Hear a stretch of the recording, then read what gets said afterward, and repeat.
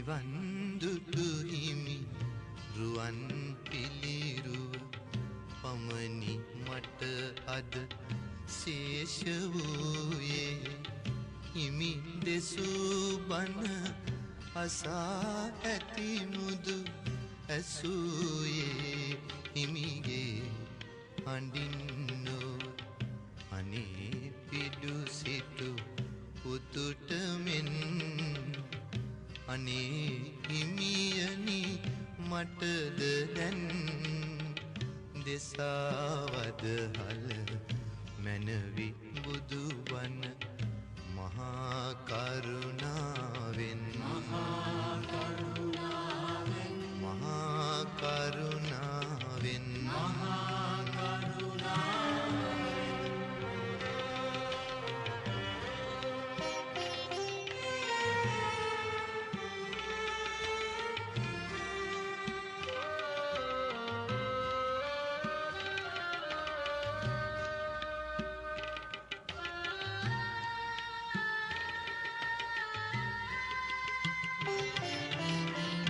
ගලක් වීනම් මමත් ඉවසමි යකුළු පහරද කැපීවෙන් වෙන ඔබේ පිළිරුව නිම කරන්නට කලාකරුවකු අතින් ලැබෙනා එයින් හිමිහුරු කලා වූ ශාන්තිය මට ලැබේවා මහා කරුණාවෙන් මහා කරුණාවෙන් මහා කරුණාවෙන් මහා කරුණාවෙන්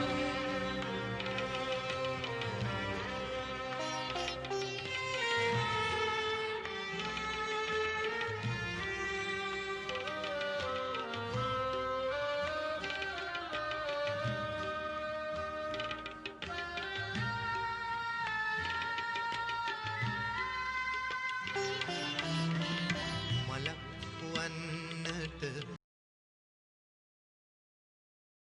මිනිව ලැබ සිටින මාහට මලක් අද ඔබ දෙපා පාමුල විඳින සිහිලස නොමැත මාහට මලක් බෝදා මගේ ජීවය ඔබේ පාමුල පරගුණාවේ නිවන් දුටු හිමි රුවන් පිළිරුව පමණි මට අද ශේෂ වූයේ හිමි දෙසූ බණ අසා ඇති මුදු ඇසූයේ හිමිගේ හඬින්නෝ අනේ පිඩු සිටු පුතුට මෙන් අනේ හිමියනි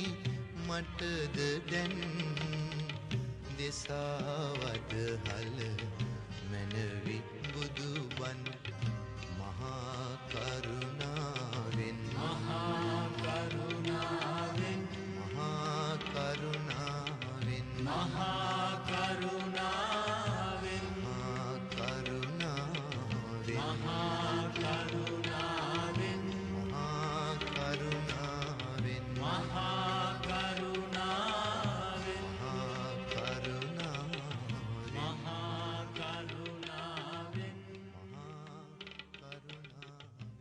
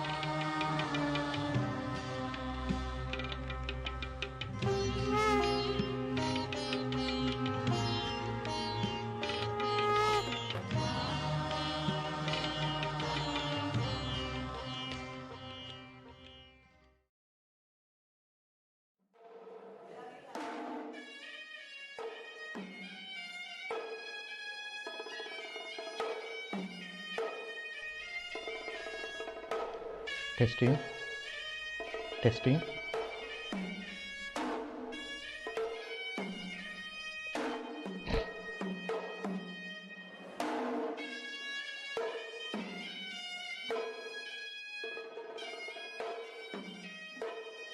දැන් බලාපොරොත්තු වෙන්නේ පොදා ධර්මානුශාසනාවට සවන්මු කරන්න. කවුරු සාදු කියන්ට.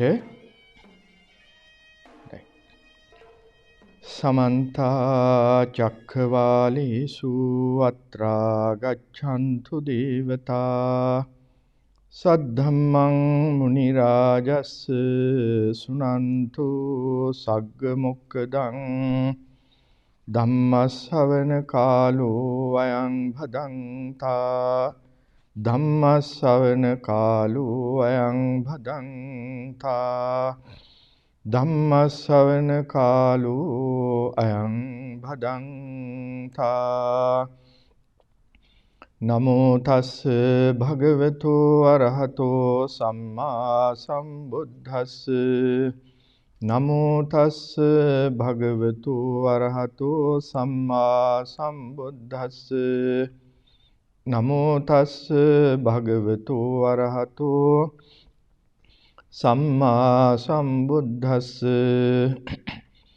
අප්පමත්තා සතිමන්තෝ සුසීලා හෝත භික්ඛවෝ සුසමාහිත සංකප්පා සචිත්ත මනුරක්ඛත යෝයිමස්මින් ධම්ම විනයේ අප්පමත්තෝ විහෙස්සති පහාය ජාති සංසාරං දුක්ඛසන්තං කරිස්සති තී.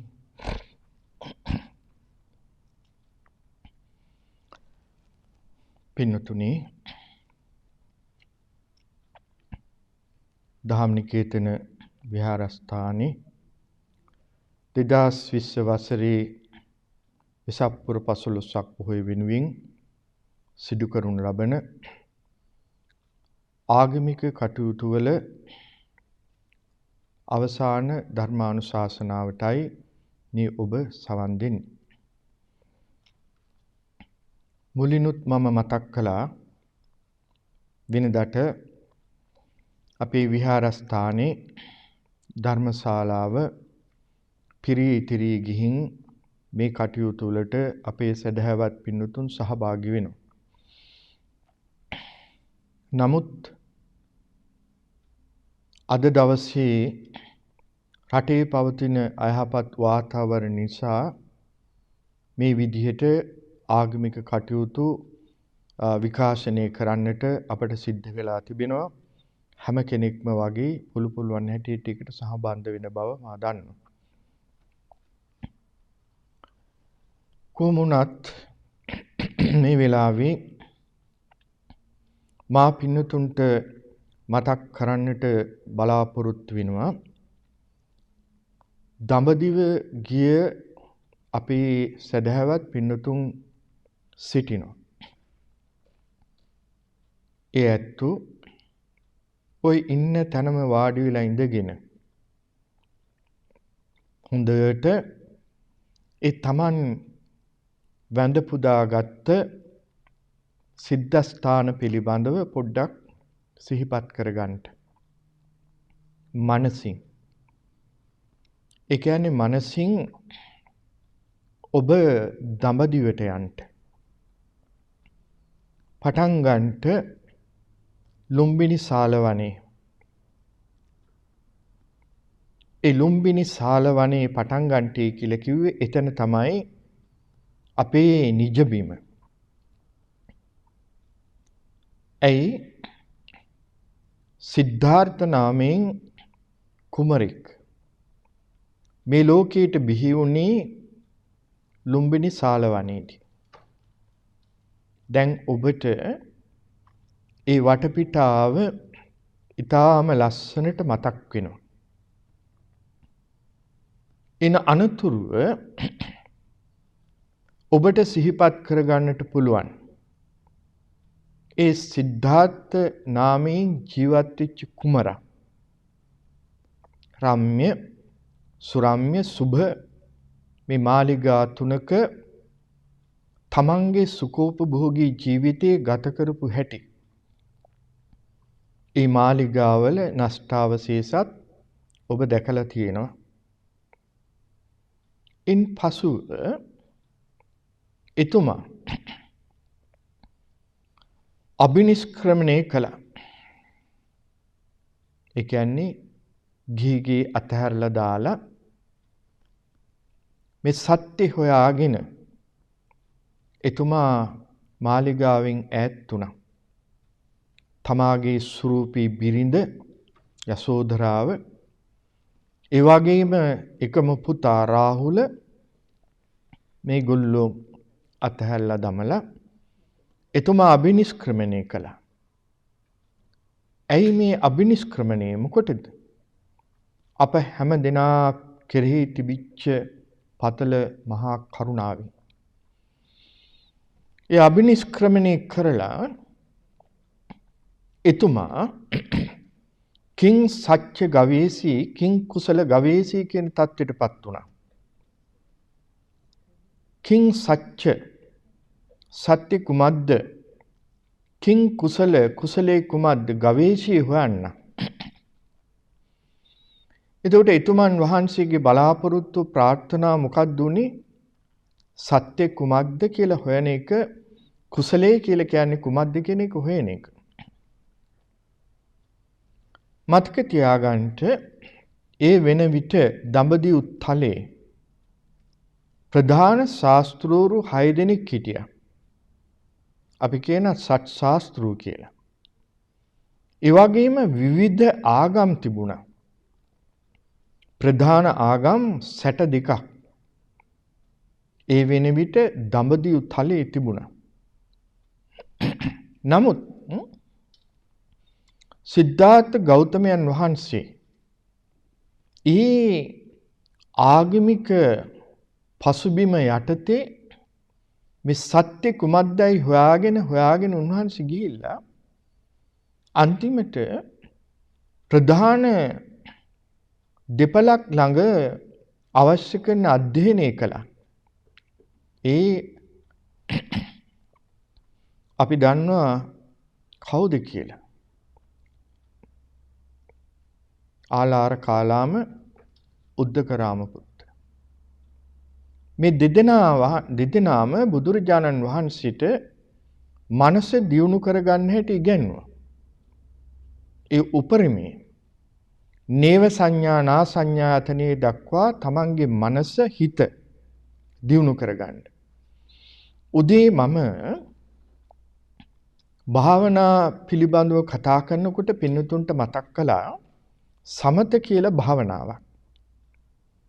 බුද්ධ කාලීන පෙර ආතුව, ඒ කියන්නේ බුදුරජාණන් වහන්සේ බුද්ධත්වයේ අවබෝධ කරගන්න පෙර ආතුවත් දඹදිව් තලයේ මේ සමතය දියුණු කරලා තිබ්බා. ඒකෙන් ලබන්නට පුළුවන් උපරිම ඵල ඒ ඇත්තු ලැබුවා. ඒ තමයි තමන්ගේ සිත ලෞකික වශයෙන් දියුණු කරගන්නට පුළුවන් උපරිම තැන. නේව සංඥා නා සංඥායතනෙ. එතකොට මේ සිද්ධාර්ථ ගෞතමයන් වහන්සේත් ඔය කියන නේව සංඥා නා සංඥායතනෙ දක්වා තමන් වහන්සේගේ හිත දියුණු කරගත්තා. නමුත් අර පුරුණ ලද මහා පාරමී ශක්තියෙන් උන්වහන්සේට තේරෙනවා මා බලාපොරොත්තු වෙන්නේ මේක නෙවෙයි. මෙතනින් එහාට යමක් තියෙනවා. හැබැයි එතනින් එහාට ඒ තියෙන දේ පිළිබඳව පැහැදිලි විවරණයක් පැහැදිලි කරන්නට එවකට දඹදිව් තලයේ හිටපු කිසිම ශාස්ත්‍රවරයෙකුට පුළුවන් කමක් තිබුණේ නැහැ. ඒ නිසා මොකද කළේ? එතුමන් වහන්සේ කවුද? සිද්ධාර්ථ ගෞතමයන් වහන්සේ ඒ සියල්ල අතහැරලා දාලා පටන් ගත්ත අත්තකිලමතාන යෝගය. ඒ මොකද්ද? ශරීරයට දුක් දෙන්නට. ඇයි මේ ශරීරයට දුක් දෙන්න පටන් ගත්තේ? එවකට ඒ සමාජයේ පිළිගැනීමක් තිබුණා කාමසුකල්ලිකාණ යෝගී. ඒ කියන්නේ ශරීරයට සැප දෙන එක. උන්වහන්සේ ඒක ගිහි කාලේ ඕනාටත් වඩා පුරුදු කළා. රම්‍ය සුරම්‍ය සුබ මාලිගා තුනක ජීවත් වෙමින් ඊටමත් ඉහළ කාමසුකල්ලිකාණ යෝගයක් ගත කළා. ඒ පිළිබඳව අත්දැකීම් තියෙනවා.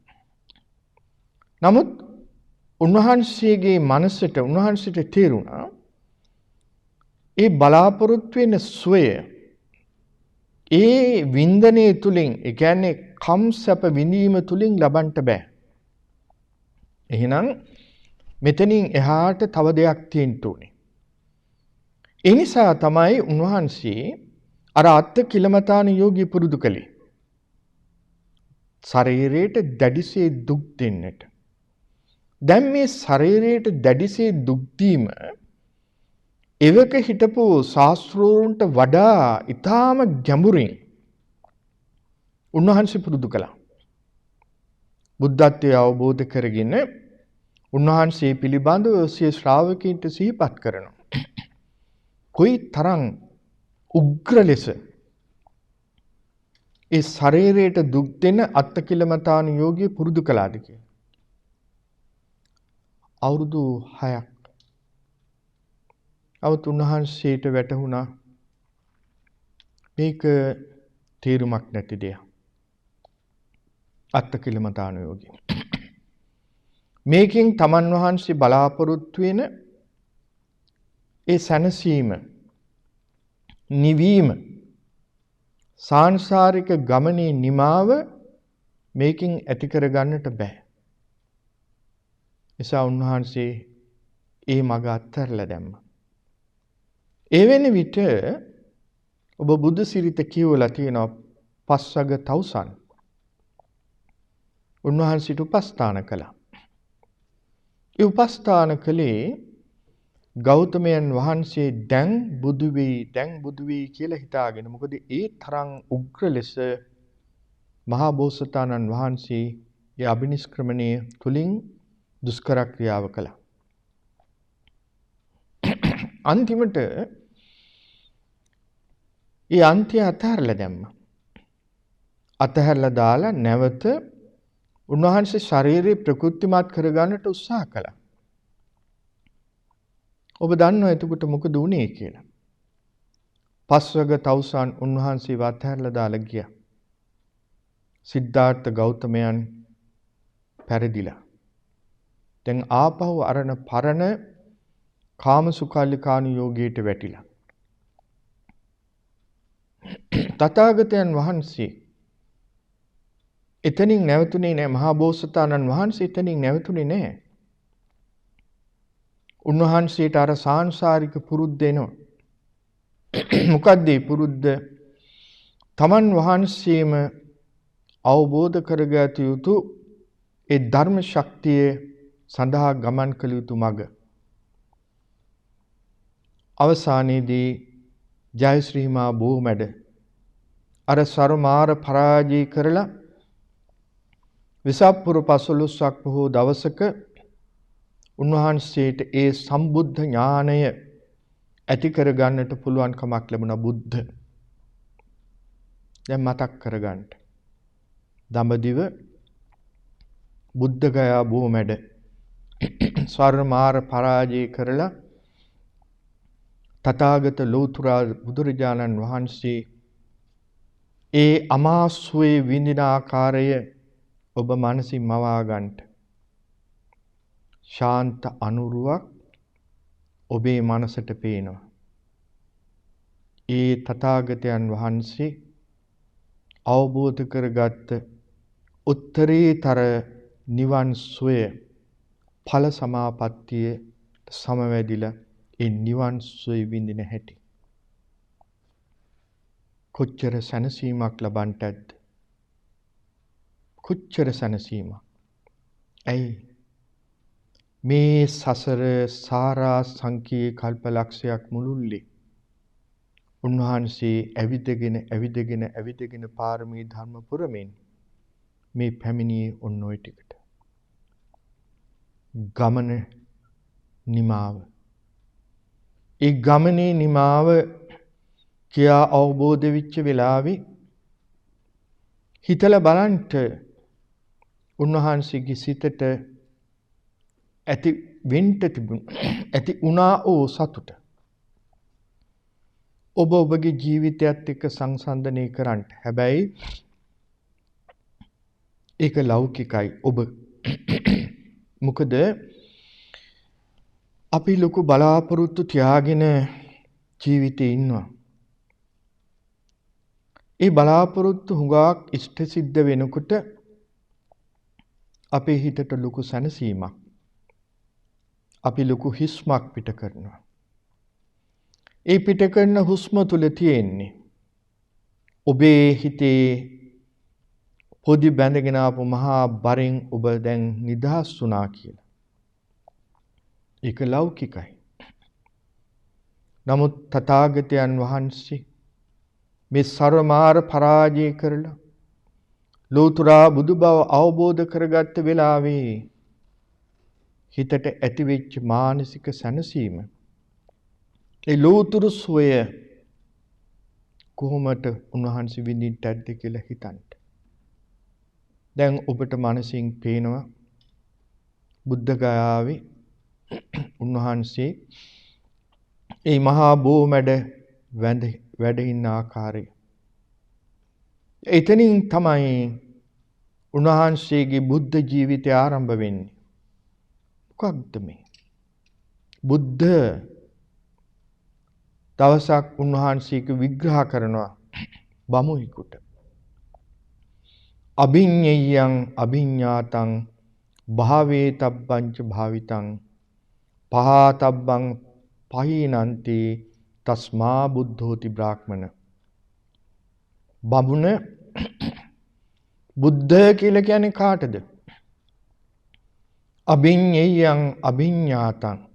මේ ලෝකේ අවබෝධ කරගත යුතු, දැනගත යුතු යම් තාක් තියෙනවා නම් ඒ සියල්ල අභිඤ්ඤාතං දැනගත්තා. හිතන්ටි වචනේ. මේ ලෝකේ දැනගත යුතු ඒ නිසා තමයි සබ්බඤ්ඤෝ සර්වඥ සියල්ල දත්. අපිට මේ ඇහැට පේන භෞතික ලෝකෙ විතරක් නෙවෙයි, ඇහැට නොපෙනෙන ලෝක පවා, ඇහැට නොපෙනෙන දේ පවා මේ මහා තථාගත බුදුරජාණන් වහන්සේට දැනීම ලැබුවා. ඒ නිසා තමයි විශ්වය පිළිබඳව, ඇහැට නොපෙනෙන සත්වයා පිළිබඳව, ලෝකයේ උත්පත්ති පිළිබඳව සත්වයා සංසාරේ සැරිසරන්නේ ඇයි? ඒ සසර ගමන නිමාවටපත් වෙන්නේ කොහොමද? මේ සියල්ල භාවේ තබ්බංච භාවිතං. ඒ අවබෝධය ඇති කර ගැනීම සඳහා භාවේ තබ්බං පුරුදු කළා. මොනවද? පුරුදු කළ යුතු සෑම දෙයක්ම. දාන පාරමී, දාන උපපාරමී, දාන පරමත්ත පාරමී, ඊළඟට දාන, සීල, නික්කම්ම, ඔය ආදී වශයෙන් දස පාරමී ධර්ම. ඒ විතරක් නෙවෙයි. තව මොන තරම් පුරුදු කළ යුතු දේ තිබුණද? ඒ සියලු යහපත් දේ උන්වහන්සේ පුරුදු කළා. පහතබ්බං පහීනන්ති. ඊළඟට ප්‍රහාණය කළ යුතු, දුරු කළ යුතු, අත්හල යුතු, විනාශ කළ යුතු යමක් වේ නම්, ඒ කියන්නේ බාහිර දේ නෙවෙයි, අපේ සිතේ සිත අපරිසුදු කරන යම් තාක් දේ තිබෙනවා නම් අපි ඒවට කියනවා කෙලෙස් කියලා. ඒ සියල්ල පහීනං දුරු කළා. ඒ නිසා තමයි දස සංයෝජන ධර්මයන් දුරු කළේ. අන්න ඒ නිසා තස්මා බුද්ධෝති බ්‍රාහ්මණ. දැන් පැහැදිලි. මේ ලෝකේ අවබෝධ කරගත්තු සියල්ල අවබෝධ කර ගැනීම සඳහා යම්තාක් පුරුදු කළ යුතු දේ තියෙනවා නම් ඒ සියල්ල පුරුදු කළ, ඒ වගේම දුරු කළ යුතු යම් තාක් දේ තියෙනවා නම් ඒ සියල්ල දුරු කළා නම් අන්නේ උත්තමයා තමයි බුද්ධ. එතකොට ඔබ මම අපි හැමදෙනාම අද මේ දෝත් නගා වන්දනා කරන්නේ එබඳු ශාස්ත්‍රූවරයෙකුට. අද අපි මේ සිහිපත් කරන්නේ එබඳු ශාස්ත්‍රූවරයෙක් තුල තිබිච්ච ගුණ. ඊළඟට බලන්න. උන්වහන්සේ ආරම්භ කරු දහම් යුග මෙහෙවර කුසිනාරා සාලවණෙන් අවසන් වුණා. දැන් මේ ගමන පොඩ්ඩ ඔබ මෙනෙහි කරගන්න.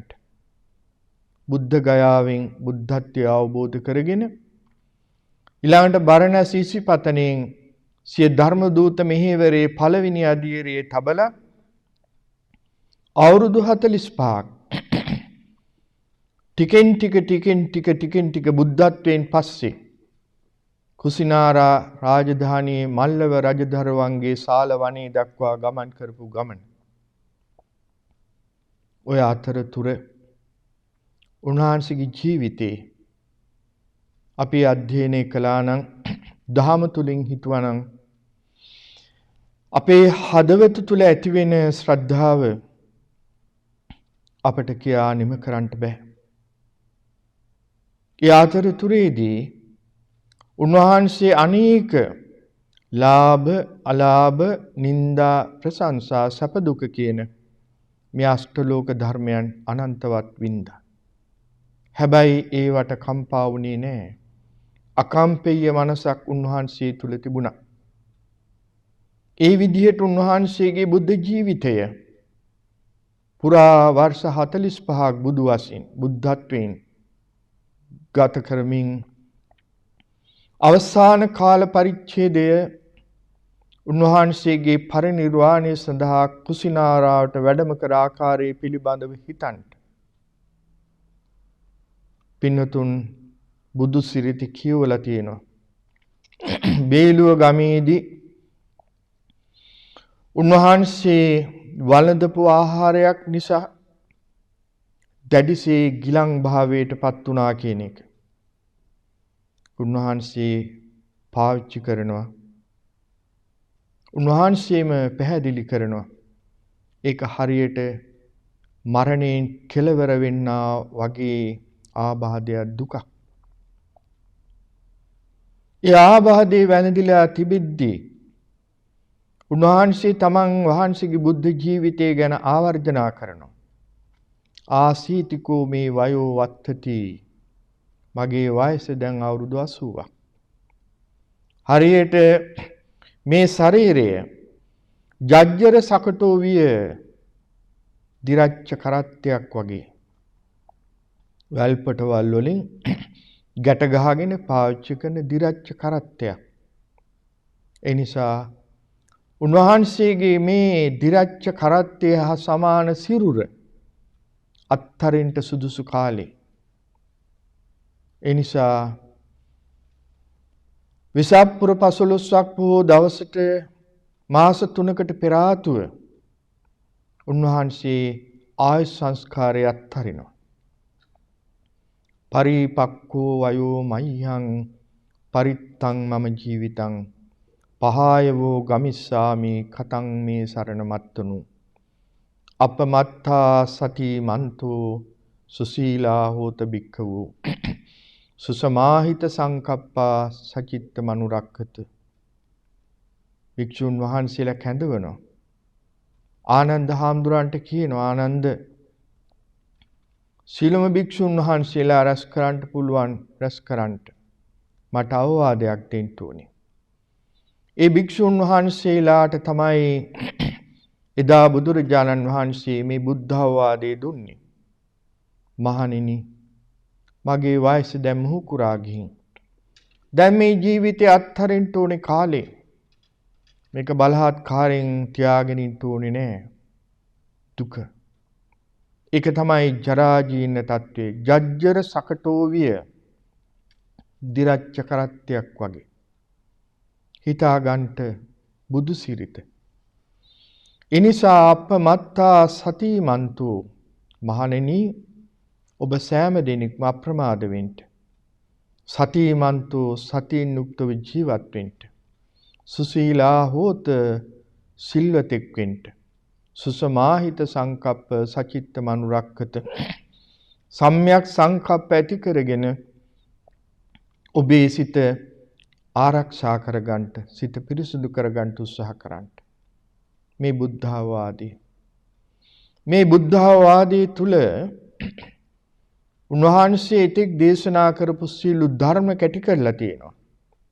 අප්පමත්තා අප්‍රමාදී වීම. උන්වහන්සේගේ පරිනිර්වාණ අවස්ථාවේ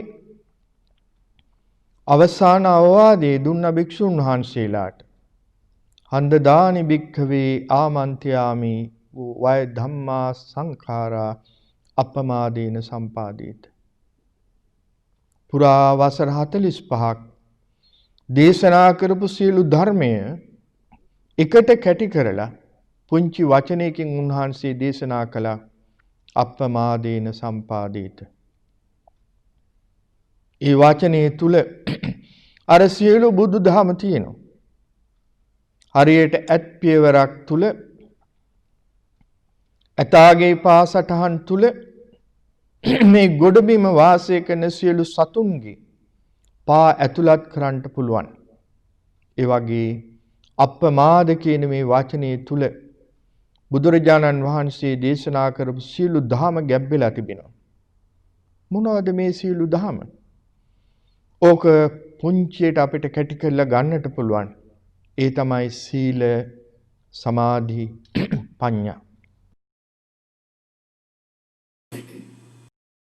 පරිනිර්වාණ සූත්‍රයේ සඳහන් වෙනවා ඉති සීලං ඉති සමාධි ඉති පඤ්ඤා.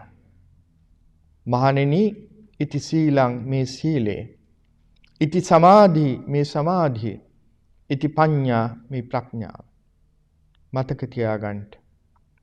උන්වහන්සේ කුසිනාරා රාජධානියට වඩින්නේ පරිනිර්වාණය සඳහා. ඇතිවෙච්ච රෝගාබාධ මැඩ පවත්වගෙන මේ වඩින අතරතුරේදී උන්වහන්සේ නොයෙකුත් අවස්ථාවන් වලදී කලාන්ත භාවයට පත් වුණා. ආනන්ද හාමුදුරන්ට ආනන්ද මට කලාන්තේ මට තව ඉදිරියට යන්න බෑ, වතුර ටිකක් ගෙනත් දෙන්න. ඉංගමේ ආනන්ත පානීයං ආහාර පිපාසුතෝස්මි කිලිස්සාමි. ආනන්ද මට කලන්තේ මට පැන් ටිකක් දෙන්න. උන්වහන්සේ කීප විටක් ආනන්ද හාමුදුරන්ගෙන් පැන් ඉල්ලනවා. දැන් හිතන්න,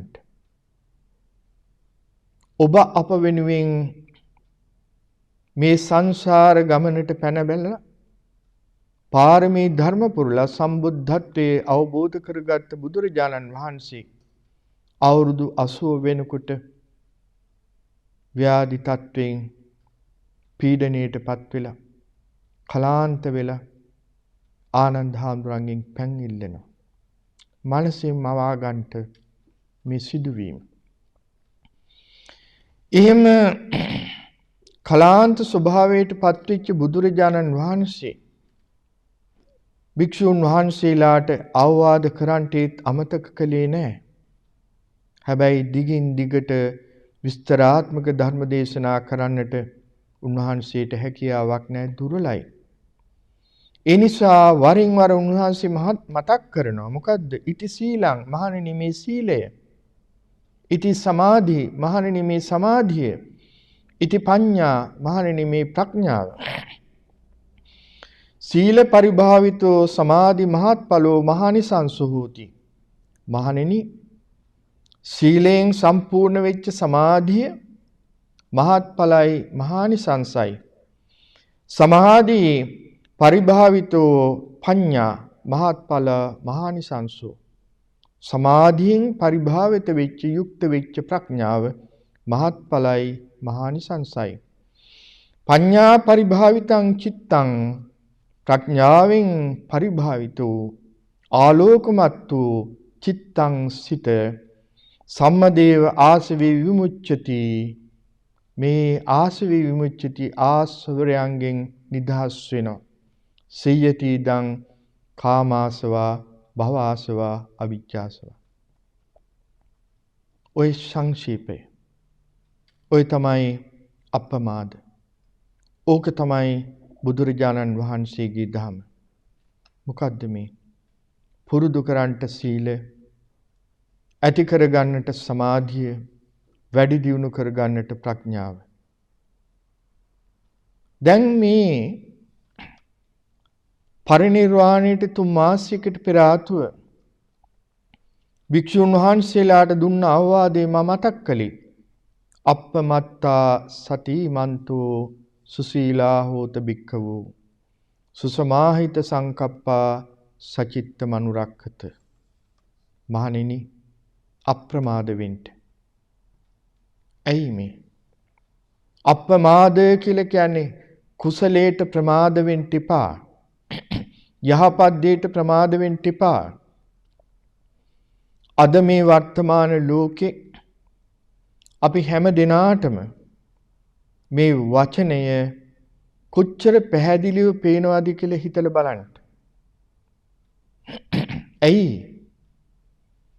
අප වටා වෙලී පැතිරී තිබෙන මේ ව්‍යසනකාරී තත්වයේ තුලින් නිහඬව ඔබ හැම දිනාටම උගන්වන පාඩම බුදුහාමුදුරුව අපට අවුරුදු 2564කට පෙර ආතු උගන්වපු පාඩම. පරිසරයේ පිළිබඳව පාඩම. සරලව ජීවත් වීමේ පාඩම. කුසල ධර්මයන් සිද්ධ කර ගැනීමට ප්‍රමාද වෙන්න එපා කියපු පාඩම. හැමදේම අනිත්‍යයි කියලා උගන්වපු පාඩම. ඒ වගේම ලද දෙයින් සතුටටපත් වෙන්නටයි අපට උගන්වපු පාඩම.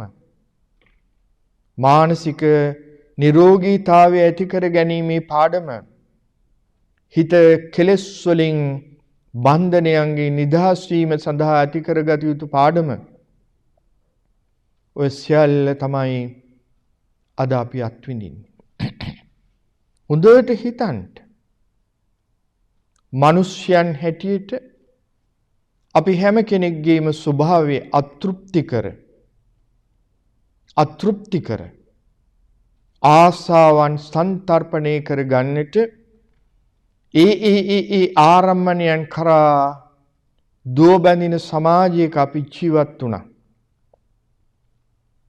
බුදුරජාණන් වහන්සේ පැහැදිලි කරනවා ඌනෝ ලෝකෝ අතිත්තෝ තණ්හා දාසෝ. ලෝකේ මිනිස්යාගේ ස්වභාවය තෘෂ්ණාවට දාස්යෙක් වෙලා ඌනෝ මදි අතිත්තෝ තෘප්තිමත් නැහැ. ඒ නිසා සමාජයේ මනුෂ්‍යකම් ටික අමතක කරලා අන්‍යෝන්‍ය වශයෙන් ඉතිවෙන්න උන යුතුයකම් ටික අමතක කරලා අපි ජීවිතයේ තෘප්තිමත් කර ගැනීම සඳහා අතෘප්තිකර සටනක යෙදුණා. නමුත් කාටද මේ සටනෙන් ජය ගන්න පුළුවන් කමක් ලැබුණේ? අතෘප්තිකරව අපට මිය දෙන්නට සිද්ධ වෙනවා. සමාජය ගැන හිතලා බලන්න. අද බොහෝ දෙනා අත්විඳින ඉරණම ගැන හිතලා බලන්න. පැහැදිලිව අපට පේනවා අප්‍රමත්තා අප්‍රමාද වෙන්න. ඊළඟට ජීවිතය පිළිබඳව තථාගතයන් වහන්සේ අපට ඊටාම හොඳින් ඉගැන්වුවා. මොකක්ද ඉගැන්වන්නේ? අප්පමිදං භික්ඛවේ මනුස්සානං ආයු ගමනීයෝ සම්පරායෝ කත්තබ්බං කුසලං චරිතබ්බං බ්‍රහ්මචරියං නත්ති ජාතස් අමරණං. අප්පමිදං මනුස්සානං ආයු. මනුෂ්‍ය ආයුෂය බොහොම ටිකයි. ඔබ අපි හැම දිනම මොනතරම් බලාපොරොත්තු ඇති කරගෙන මොනතරම් සලසුන් උපදවගෙන මේ ලෝකෙ ජීවත් වුණාද? ජීවත් වෙනවා. නමුත් අපේ ඇස් ඉදිරිපිටදීම අපට පැහැදිලිව පේනවා අචින්තිතම්පි භවති චින්තිතම්පි විනස්සති. චින්තිතම්පි විනස්සති අපි හිතපු දේ නෙවෙයි. අචින්තිතම්පි භවති අපි නොසිතපු දේ මේ ලෝකෙ සිද්ධ වෙනවා. එහෙනම් අපි මවාගත්ත සුන්දර ලෝකේ අපි මවාගත්ත මාලිගා සිහින මාලිගා සියල්ල අපේ දැස් ඉදිරිපිටදී කඩාගෙන වැටෙනවා අපට පේනවා. ඒ නිසා ඒ අතෘප්තිකර ආසාව තුල ජීවත් වෙන මිනිසයා ඒ නිසා හඬා වැළපෙනවා. තමන්ගේ දූ දරුවෝ ගැන, තමන් හරි හම්බ කරගත්ත දීපල පිළිබඳව, තමන්ගේ තනතුරු පිළිබඳව, තමන්ගේ මිල මුදල් පිළිබඳව කල්පනා කරනවා. නමුත් අපමත්තා ජීවිතයේ ස්වභාවය වේ. එනිසා අපි මේ පිළිබඳව හොඳට තේරුම් ගන්නට. තේරුම් අරගෙන අපි කළ යුතු දේ බුදුහාමුදුර අපට ඉගෙනුවා. මොකද්ද? සතිමන්තෝ. ආපහු පොඩ්ඩක් මං අර මුලින් කියපු පදයට යන්න කැමතියි. අප්පමිදං මනුස්සාලං ආයු. මනුෂ්‍ය ආයුෂය බොහොම ටිකයි. මා කිව්වා සැලසුම් හදනවා අපි මේ අවුරුද්දේ මේක, ඊළඟ අවුරුද්දේ මේක, ඊළඟ අවුරුද්දේ මේක. නමුත් කවුද දන්නේ අපි මේ ලෝකේ ජීවත් වෙන්න ගෙන ආපු ශක්තිය ආයුෂ කොච්චරද කියලා? අපිට පැහැදිලිව පේනවා. කුඩා දරුවාගේ පටන් වයෝවෘද්ධ පුද්ගලයා දක්වා මේ ධර්මතාවයට මුහුණ දෙන අවස්ථාව කොතනද කියලා කියන්නට පුළුවන් කමක් නැහැ. ඒ නිසා අප්‍රමාද සූදානමින් සිටින්ට. මරුවා මාරේ කොයි වෙලාවේ අපට ආමන්ත්‍රණය කරයිද දන්නේ නැහැ. ඒ නිසා සතිමන්තෝ සතියෙන් යුක්තව සම්මා සති හොඳ සිහිනුවණින් යුක්තව ජීවත් වෙන්න. වර්තමාන මොහොතේ හැකිතා අතීත සිටිවිලි අනාගත සිටිවිලි ඇති කරගන්නේ නැතුව වර්තමාන මොහොතේ ජීවත් වෙන්න උත්සාහ කරන්නට. ගතේ තිතේ නිසින්නේ සුත්තේ ජාගරිතී භාසිතේ තුන්හි භාවේ සම්පජානකාරී හෝති. මේ වර්තමාන මොහොතේ සිහිනුවණින් යුක්තව අර අප්‍රමාද කියලා කිව්වේ ඒක ජීවත් වෙන්න. ආර්ය අෂ්ටාංගික මාර්ගය අපට ඉගැන්වුවා සම්මා සති. තථාගතයන් වහන්සේ බුදු බව අවබෝධ කරගෙන ඒ ධර්ම අවබෝධය අපට ලබා දීම සඳහා උගන්වපු ධර්ම මාර්ගය ආර්ය අෂ්ටාංගික මාර්ගය සම්මා සති. ඊළඟට සුසීලා හෝත උදේ මම මතක් කළා සිල්වතෙක් වෙන්න. ඇයි? අප්‍රමාදව ඔබ ජීවත් වෙනවා නම් ඔබට ඔබ පිළිබඳව කල්පනා කළ සතුටු විය හැකි ආකාරයට ඔබේ ජීවන ගමන පැවැත්ම ඇති කරගන්න. යටත් පිරිසෙන් සුසීලා හෝත සිල්වතෙක් වෙන්න. ඒ සීලවන්ත භාවයට පත්වීම තුලින් ඔබ ආර්ය අෂ්ටාංගික මාර්ගයේ අංග 3ක් සම්පූර්ණ කරලා තියෙනවා. උදෙත් මම මේක මතක් කළා. සම්මා වාචා, සම්මා කම්මන්ත, සම්මා ආජීව. මොකටද සීලයක් අපිට උමනා කරන්නේ? විනයෝ සංවරත්තාය සංවරේ පිණිස. අර සංවරේ කායික වාචික සංවරේ. ඊළඟට සංවරෝ අවිප්පටිසාරත්තාය. ඒ සංවරකම අපට ඇති වෙන අවිප්පටිසාර විපිලිසර නොවි කනගාට නොවි ජීවත් වෙන්න. මේක හොඳ තැනක් පින්නතුනේ අපිට. අපි කොයි විදිහට ජීවිතය ගත කළත් මොන පරිසරය අපිට තිබුණත් මොන හැකියාව මොන බලපුලුවන් කාරකම් අපිට තිබුණත් කවදා හරි දවසක අපිට අපි ගැන කල්පනා කරලා බලනකොට මං අතින් මේ දේ වුණා කියන පසුතැවිල්ල අපිට එනවා නම් ඔබ කොහොමද ඒකෙන් ඔබේ සිත නිදහස් කරගන්නේ? ඒ පසුතැවිල්ලෙන් අපේ නිදහස් කරන ක්‍රමය සුසීලා හෝත සිල්වතෙක් වෙන්න. ඒකේ ප්‍රතිඵලයේ බුදුහාමුදුර අපට ඉගැන්වූ ආනිසංස කායස්ස බේදා පරම්මරණා සුගතින් සග්ගං ලෝකං උපපජ්ජති. මරණින් පස්සේ සුගතිගාමී භවයක උත්පත්තිය ලබන්න. සුගතිගාමී භාවයක. දුගති නොවි.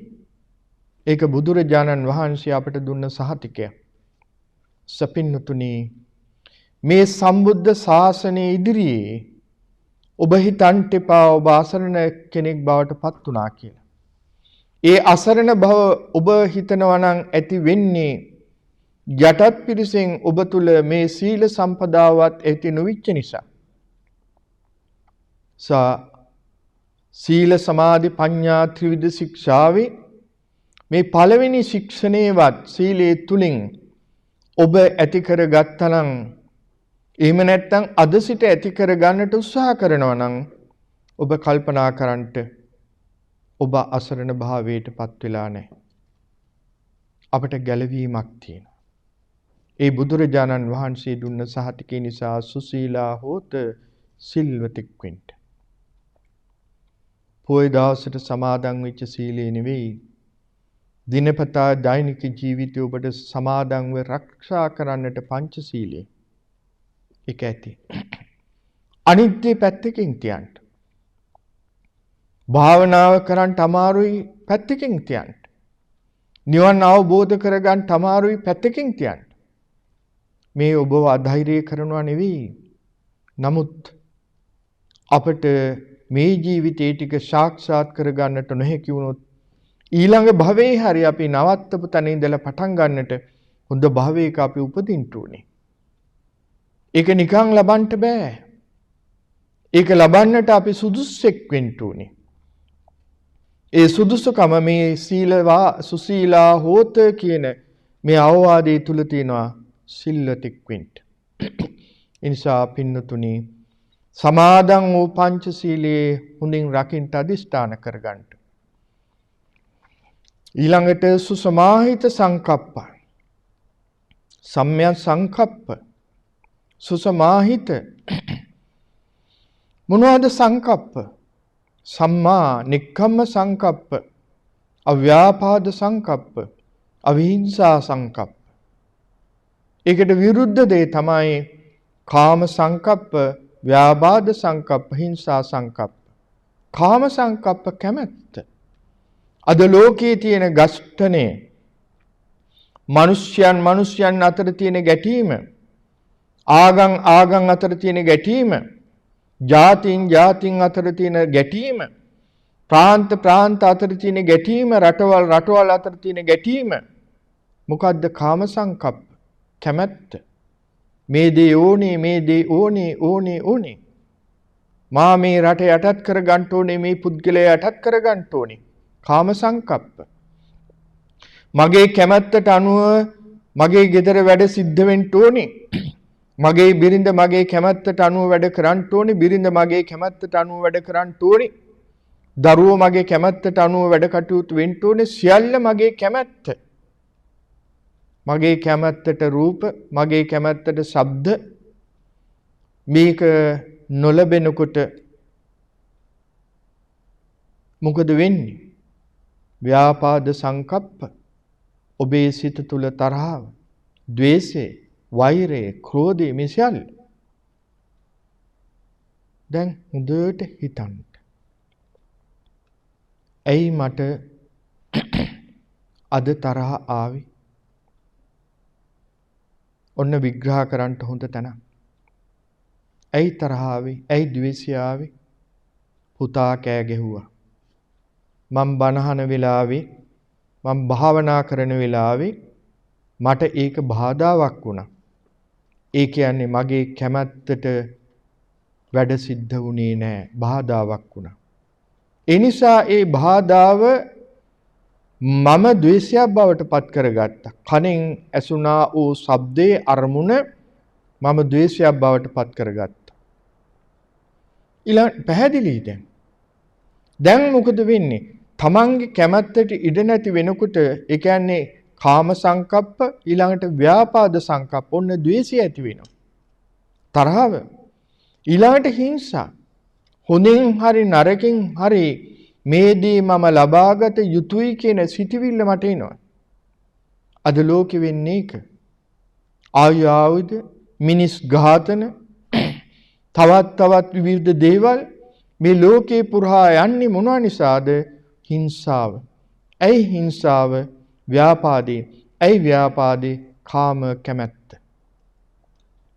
බුදුරජාණන් වහන්සේ දේශනා කළේ ඒක නෙවෙයි. සම්මා සංකප්ප. ඒ මොනවාද? අපි තුල නික්කම්ම සංකප්ප ඇති කරගන්න. මේවෙන් නික්මීම. ආරම්මණයන්ගෙන් ඇලෙන්නේ නැතුව, ආරම්මණයන් නිසා ගැටෙන්නේ නැතුව අපේ මනස මේවෙන් නිදහස් කරගන්න. ඊළඟට අව්‍යාපාද සංකප්ප. ද්වේෂ සිටිවිලි ඇති කරගන්න එපා. මෛත්‍රී සහගත සිටිවිලි ඇති කරගන්න. ඊළඟට අවිහිංසා සංකප්ප.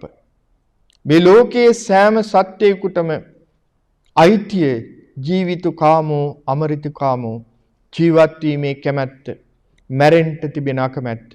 ඒ නිසා අවිහිංසා එපා. ඇති කරගන්න. දැන් බොහොම පැහැදිලි පින්නතුන්ට සුසමාහිත සංකප්ප මේ යහපත් සිටිවිලි අපි තුල ගොඩනගා ගන්නට පුළුවන් නම් අපි මේ ජීවත් වෙන පරිසරයේ සමාජයේ කොච්චර සුන්දර පරිසරයක් බවට පත් වෙයිද? තථාගතයන් වහන්සේ දේශනා කර මේ ශ්‍රේෂ්ඨ ධහමින් අපි ඈත් වෙච්ච නිසා ඔබ අපි හැම දිනාටමත් නූපන් පරපුරටත් මේ විඳින්නට සිද්ධ වෙලා තියෙන අයහපත් කාල පරාසය පිළිබඳව දැන් අපට නැවත හිතන්නට සිද්ධ වෙලා තිබෙනවා. දැන් මේ සියල්ලෙන්ම පැහැදිලි වෙන්නේ මොකක්ද? අර බුදුරජාණන් වහන්සේ දේශනා කර වදාළ ආර්ය අෂ්ටාංගික මාර්ගය. ඊළඟට සචිත්ත මනුරක්ඛත ඔබේ සිත යහපත් දේන් ඔබ ආරක්ෂා කරගන්න. මොනවෙන්ද? සිත අපිරිසිදු වෙනවා. ඒ අපිරිසිදු වෙන්නේ මොනවෙන්ද? අපි ඒකට පාවිච්චි කරන වචනයක් තියෙනවා කෙලෙස්. ලෝභයෙන් ඉඳන් ආසාවේ සිටන් කොයිතරම් දේවල් සිත අපිරිසිදු වෙන ධර්මතාවයන් මේ ලෝකේ තියෙනවද? එහෙනම් මේ අපිරිසිදු වෙන සිත අපිරිසිදු වෙන ක්ලේශ ධර්මයන්ගෙන් අපි නිදහස් කරගන්න අපි සිත. ඒකට අපිට උවමනා කරන සම්මා වායාම උත්සාහය මම උදේ මතක් කළා. ඇයි මේ සිත නිදහස් කරගන්න කියලා කියන්නේ? මං උදේ මතක් කළා පින්නතුන්ට මනෝ පුබ්බංගමා ධම්මා. හැම දෙයකම මුල සිට. හොඳ දෙයට, නරක දෙයට, තිරසනෙක් වෙන්න, මිනිස්සෙක් වෙන්න, දෙවි කෙනෙක් වෙන්න, රහත් වෙන්න, බුදු වෙන්න මේ සියල්ලට මුල සිට. ඒ නිසා අපි අපේ සිත පිළිබඳව මේටත් වඩා සැලකිලිමත් වෙන්න. නොකරන්නේ මේක. උදේ අවදි වෙච්ච වෙලාවේ සිට රාත්‍රී ඉන්දියට යන දක්වා අපි සෑම දිනම කායික සුවපත් භාවයේ, කායික සුවතාවයේ පිළිබඳව, කායික නිරෝගීතාවයේ පිළිබඳව හිතනවා. නමුත් මනස අපේ සිත අපි අමතක කළා. ඒ නිසා තමයි මේ මානසික පීඩන අපට ඇති වෙලා තියෙන්නේ. එහෙනම් දැන් අපි අපේ වැරද්ද නිවැරදි කරගමු. ඇයි සිත සචිත්ත මනුරක්ඛත සිත රැකගන්ටි කියලා කිව්වේ? බුදුරජාණන් වහන්සේ අපට අපේ සිත පිළිබඳව පැහැදිලි කරනවා. සිතේ ස්වභාවය පබස්සර මිදම් භික්ඛවේ චිත්තං තංචකෝ ආගන්තුකේ උපක්ඛිලිටි උපක්ඛිලිස. මහණෙනි, මේ සිත බොහොම ප්‍රභාස්වරයි. මොන සිතද? මේ උත්පත්තියේදී අපට ලැබෙන සිත අපේ එකට කියන භවාංග සිත කියලා. හරියට පිරිසිදු වතුරු වීදුරුවක් වගේ. පිරිසිදු වතුරු වීදුරුවක් වගේ. එතකොට ඔබ අපි හැමදෙනාම මේ ලෝකයේ උපදිනකොට පිරිසිදු සිතකින් උත්පත්තිය ලැබුවා. හරියට ඒක පිරිසිදු වස්ත්‍රයක් වගේ, වතුරු වීදුරුවක් වගේ. දැන් ඒ පිරිසිදු සිතට කුමක්ද වෙන්නේ උනේ කියලා බලන්න. ආගන්තුකෝ පැමිණෙන උපක්ලේශයන්. අපි ඒකට කියනවා කෙලෙස් කිලිටි. නිසා අර පිරිසිදු සිත අපිරිසිදු වෙලා තියෙනවා. ඒකට දැන් අපට තියෙන්නේ පිරිසිදු සිතක් නෙවෙයි අපිරිසිදු සිතක්. ඒ සිත අපිරිසිදු කරන්නට තව අපි තුල තියෙනවා දොරටු පහක් සූදානම් වෙලා. අපි ඒකට උදින් මතක් කළා පංච ඉන්ද්‍රිය. ඒවට ලැබෙන ආරම්මන. ඇස කන රූප ශබ්ද ගන්ධ රස ස්පර්ශ. මේවා නිසා මොකද කරන්නේ? චක්කුණා රූපං දිස්වා නිමිත්තක් ගායි හෝති. ව්‍යංජනක් ගායි හෝති. එයින් රූප පේනවා අපි නිමිති ගන්නවා. ලස්සනයි, හොඳයි, මිහිරි, කැතයි, අවලස්සනයි ඔය ආදී වශයෙන්. ඒ නිසා අපේ සිත කිලිටු වෙන්න පටන් ගන්නවා. මේ කිලිටු වීම වළක්ව ගැනීමට සතිය අපට උවමනා කරන වායාමයක් ප්‍රඥාවත් සමග. ඒ නිසා එන ආරම්මණයේ දුටු ගමම්ම චක්කුණා රූපං දිස්වා නිමිත්තක් ගායි හෝති. ඇහැට රූප පේනවා, අරමුණක් එනවා, නිමිත්තක් ගායි හෝති. නිමිති නොගෙන ජීවත් වෙන්නට දැක්කා දිත්තේ දිත්තමත්තං සුතේ සුතමත්තං මුතේ මුතමත්තං විඤ්ඤාතේ විඤ්ඤාතමත්තං. අපට මේ පංචේන්ද්‍රයන් රැක ගන්නට බුදුරජාණන් වහන්සේ දුන්න අවවාද මතක් වෙනවා. එතකොට අපේ අර අපිරිසුදු වුණා වූ අපිරිසුදු වෙන්නට ඉඩ තියෙනා වූ අපේම සිත පිරිසුදු කරගන්නට අපට පුළුවන් කමක් තිබෙනවා. පින්නතුනි, අනාදිමත් කාලේ ඉඳන්ම අපි පුරුදු කරගෙන ඇවිල්ලා තිබෙන්නේ යහපත් දේ නෙවෙයි අයහපත් දේ.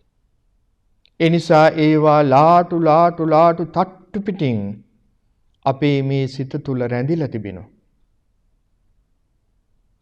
පොඩ්ඩක් හිතන්න. ක්‍රමානුකූලව ටිකෙන් ටික අපි මේක දුරු කරලා දාගන්න. බොහොම අමාරුවෙන් අපි මේ දේ කරන්න ඕනේ. තෝකං කනේ කම්මාරෝ රජ තස්සේව නිද්දමේ මලමත්තනෝ බුදුහාමුදුරු උපමාවක් දේශනා කරනවා.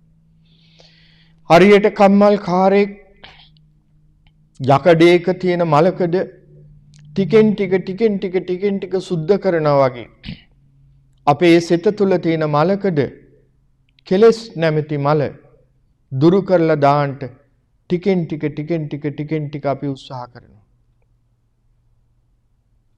අනුපුබ්බේන මේධාවී තෝකං කනේ. මේධාවී නුවණ තියෙන තැනත්තාට පමණයි ඒක කරන්නට පුළුවන් කමක් තිබෙන්නේ.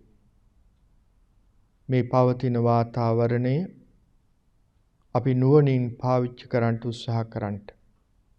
ලෝක ස්වභාවය දකින්න උත්සාහ කරන්න.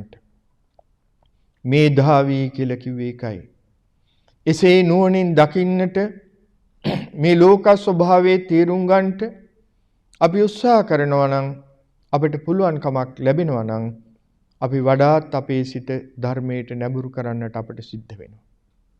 එසේ ධර්මයට නැඹුරු වෙච්ච පුද්ගලයා විශේෂයෙන් හදවත තුළ මේ ගුණධර්ම ටික එකතු කරගන්න. සීල සමාධි ප්‍රඥා කියපු ත්‍රිවිධ ශික්ෂාවෙන් සීල සමාදානිය ඇති කරගෙන දැන් මේ මාතෘකා කර ගාථාව තුලක් තියෙන සුසීලා හෝත සිල්වතෙක් වෙන්න. ඊළඟට සචිත්ත මනුරක්කත සිත ආරක්ෂා කරගන්න. සුසමාහිත සංකප්ප හොඳ සිටිවිලි වලින් යුක්ත වෙන්න. සමාධි ප්‍රඥා ඇතුළත් කරගෙන පුළුවන් ආකාරයට අපේ ගුණධර්ම ටික වැඩි දියුණු කරගන්නට අපට පුළුවන් කමක් ලැබෙනවා නම් තමන් ගැන සතුටටපත් වෙන්නට පුළුවන් කමක් තිබෙනවා. බුදුරජාණන් වහන්සේ නිතර පාවිච්චි කර වචන දෙකක් තිබෙනවා. ඒ තමයි අදලිද්ද අමෝඝ කියන වචන දෙක. උක සටහන් කරලා තියාගන්න. අදලිද්ද ඔබ දිලින් දික් වෙන්න එපා. අමෝඝ හිස් පුරුෂයෙක් වෙන්න එපා. ඒ කිව්වේ බාහිර සම්පත් නෙවෙයි. බාහිර මොන තරම් සම්පත් තිබුණත් අද පැහැදිලිව අපට පේුණා, අපි දැක්කා, අපට ඇහුණා. ඒ සම්පත් වලින් මොකද්ද ගන්නට පුළුවන් ප්‍රයෝජනේ? අදලිද්ද බුදුහාමුදුරුවෝ මෙතන දේශනා කළේ භෞතික සම්පත් නෙවෙයි, ආධ්‍යාත්මික වශයෙන් ඔබ ඇති කරගන්න ගුණධර්ම ටික. අමෝඝ හිස් පුරුෂයෙක් වෙන්න එපා. හිස් පුරුෂයෙක් වෙන්න එපා. ඒ නිසා ධනෙ උපදව ගන්නට මොනවද ධනෙ? සප්තාරේ ධනෙ, සද්ධා ධනං, සීල ධනං, හිරියොත්ප්පයං ධනං, සුත ධනං ච චාගෝච පඤ්ඤාමි සප්තමං ධනං. රාහුල පුංචි හාමුදුරන්ට මතක් කළා. රාහුල පුංචි කුමාරයා තථාගතයන් වහන්සේගේ අතේ එල්ලීගෙන දායජ්ජම් මම දදාහි, දායජ්ජම් මම දදාහි කියලා ගමන් කළේ අම්මාගේ බැහුමට, ඉගැන්නුමට. ප්යාණෙනි මට දායාදේ දෙන්න. තථාගතයන් වහන්සේ පුංචි කුමාරව අරගෙන ගිහින් පැවිදි කළා. පුත රාහුල, ඔබ මගෙන් දායාදේ ඉල්ලුවා. මට දෙන්න තියෙන දායාදේ ශාසනික දායාදේ. ඔබ ඉල්ලපු ලෞකික දායාදය බුදු පිය කෙනෙක් හැටියට දෙන්න මම සූදානමක් නැහැ. ඒ ලෞකික දායාදේ ලබාගත්තොත් ඔබ මේ අනන්ත සසර කවදා ඔබේ ගමන නිමාවටපත් කරනවාද කියලා මට දකින්න බෑ. මා බුදු වුණේකට නෙවෙයි මේ ශාසනික දායාදය ඔබට දෙන්න. සද්ධා ධනං, සීල ධනං, ආර්ය ධන හත දේශනා කළා. පින්නතුනි, ගුණධම ජීවිතයට එකතු කරගන්න. ඔබ මේ කාල පරාසය තුල යම් ගුණයක් ඔබේ ජීවිතයට එකතු කරගන්නට පුළුවන්කමක් ලැබුණා නම් අද සන්ධ්‍යා භාගයේ අපි ගිලම්පස බුද්ධ පූජා පවත්වන වෙලාවේ ඒ උපදවගත්තා වූ ගුණ ධර්මයේ පිළිබඳව ආවර්ජනා කරලා තථාගත බුදු පියාණෙනි ඔබ වහන්සේට පුද පූජා පවත්වන්නට මා තුල ලෞකික යමක් නැති වුණත් ආධ්‍යාත්මික වශයෙන් උපදවගත්තා වූ මේ ගුණ ධර්මයේ ඔබ වහන්සේගේ සිරිපා මුල මා කුසුමක්සේ පූජා කරනවා කියලා පුදන්නට ඔබට පුළුවන්කමක් ලැබෙයි. පරිනිර්වාණ අවස්ථාවේ රාජරාජ මහා මාත්‍යවරුන් බුදුරජාණන් වහන්සේට පුද පූජා පවත්වන වෙලාවේ තථාගතයන් වහන්සේ ආනන්ද හාමුදුරන්ට මතක් කරනවා, ආනන්ද නයි මහියා මාලා ගන්ධාදී මම පූජෙන්තු වුණා. ආනන්ද මේ මල්ගඳ සුවල විදවුන් වලින් පූජා කිරීම නෙවෙයි මට කරන උපහාරයේ ගෞරවය. යෝකෝ ආනන්ද භික්ඛුවා භික්ඛිනීවා උපාසකෝ උපාසිකාවා ධම්මානුධම්ම පටිපන්නෝ විහෙරති සාමීචි පටිපන්නෝ අනුධම්මචාරී සෝ තථාගතං සක්කරෝති ගරුකරෝති මානීති පූජේති පරමාය පූජාය. ආනන්ද යම් කිසි භික්ෂුවක් භික්ෂුණියක් උපාසක උපාසිකාවක් මගේ ශ්‍රාවකේ ධර්මානුධම්ම ප්‍රතිපත්තියට අනුව ජීවිතය ගත කරනවා නම් සෝ සක්කතෝ ගරුකතෝ මානිතෝ පූජිතෝ පරමාය පූජාය. ඔහු තමයි තථාගතයන් වහන්සේට කරන ශ්‍රේෂ්ඨ උපහාරය කරන පුද්ගලයා. එනිසා පින්නතුනි, ආමිෂය අවශ්‍යයි, ප්‍රතිපත්තියට වඩා අවශ්‍යයි. අපි ප්‍රතිපදාවට අපේ සිත නැඹුරු කරගෙන අවශ්‍ය කරන දේ අපේ ජීවිතයට එකතු කරගන්නට මේ පින්බර වෙසක් සමය තුල අදිෂ්ඨාන කරගෙන ඒ අනුව කටයුතු කිරීමෙන් අපේ මානසික ඒකාග්‍රතාවයේ තුලින් චිත්ත පාරිශුද්ධිය සුසමාහිත සංකප්ප සචිත්ත මනුරක්කතේ කීප ආකාරයට සිත මනාවකට ආරක්ෂා කරගෙන ටිකෙන් ටික හිත තුල බැඳී පවතින මේ ක්ලේශ ධර්මයන් අපවිත්‍ර ධර්මයන් දුරු කළ දමලා ලබන ශාන්තිය නිවන සාක්ෂාත් කරගන්නට ඔබ අප හැම දිනාටම තුනුරුවන්ගේ ආශිර්වාදය ලැබේවා කියලා මා ප්‍රාර්ථනා කරනවා. හැම දිනාටම සම්මා සම්බුදු සරණයි.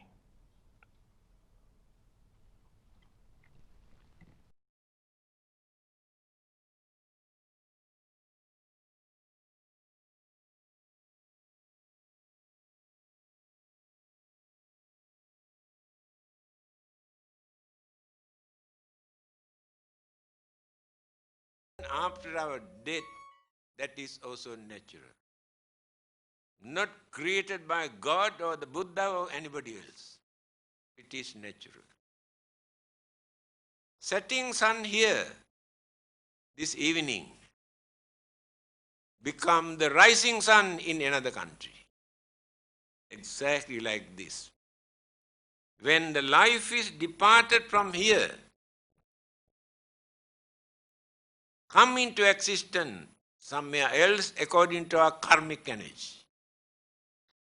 Nobody to handle that. Remember, life never dies. People are scared of death, not knowing what happened to them. This is not our life. This is the body, this is the house. Life is living in this house. This is the shelter to accommodate our life. Life process and mental energy, karmic energy combined together. Physical body support for that life to exist. When this body is going on decaying and collapse, the life goes away.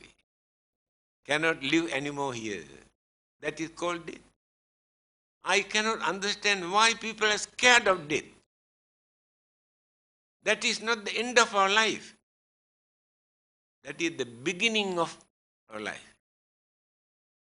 When your passport is expired, why are you scared to renew your passport?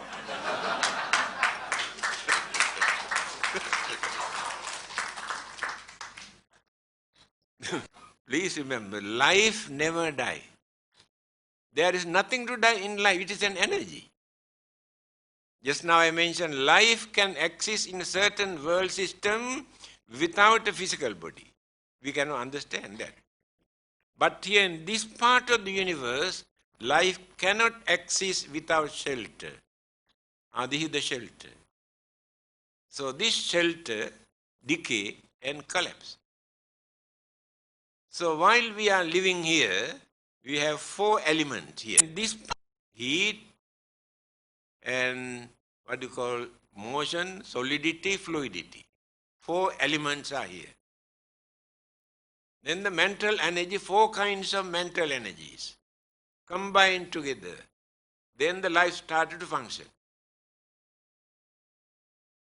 After our death, two elements also immediately disappear. No heat, no wind, no breathing, no temperature. Disappear. Now remains only two elements here. If keep this for some time, fluid also disappear. There remain only solidity, bones. When you bury this, say after 75 years, dig and see nothing, only earth. Four elements absorb into the same element again. Then when the life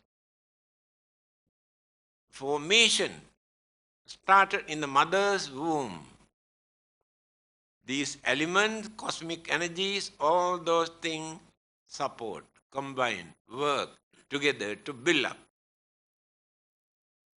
That is life. By knowing this, it is our duty to prepare while we are living here. If we depart from here without carrying anything in our hand for us to maintain our life, then the life becomes very miserable. Here in this part of the world, actually we are very fortunate because there is a saying of the Buddha in Mangala Sutra, Patirupa desa vasocha pubbecha kata punyata. Those who have done some meritorious deeds during their previous birth. They get the chance to be born in certain countries, certain places where they can maintain their life without facing so many troubles and problems and calamities and violence and disturbances. How fortunate we are. In certain countries, earthquake, volcanic eruption, millions of people dying and become, what you call, running here and there and searching. Then 2 years ago in North Korea, 2 millions died without food. Go to certain other countries. Many people have no piece of cloth to cover their nakedness. Here in this country, before the Chinese New Year, people bring lorry load of old clothing and dump in the temple. When you open them, you can see most of them are not old, out of fashion. They throw them away. How we enjoy our life in this part of the world. Then India. The temperature in certain areas 60 degrees. Can you imagine? Here when you come to 34, we grumble, cannot tolerate. 34. 60 degrees. 1,500 died last few weeks. Heat. And the winter, again, how many died during the winter? They cannot tolerate. So when you study one by one, compare with all the others, and countries where people are suffering in millions, like Iraq and many other countries. Violence, bloodshed, now still no food, no water, no light, no house, no job, nothing. 24 millions human beings in Iraq suffering. Compare our way of life, how fortunate we are. That is why the Buddha says, those who have done some meritorious deeds in their life, they get the chance to be born in certain countries where they can lead their life peacefully. Only religion can tell us this. Scientists do not know anything about this. Religion can do many things which scientists cannot do. This is the most important thing. As human beings, we need a religion because we can understand the nature of our life. We can mold, we can prepare for the next existence. After that, again, we can start from there, but continuity is there. When you develop your knowledge, understanding, and the virtues and principles and morals, this will become your habit, your nature.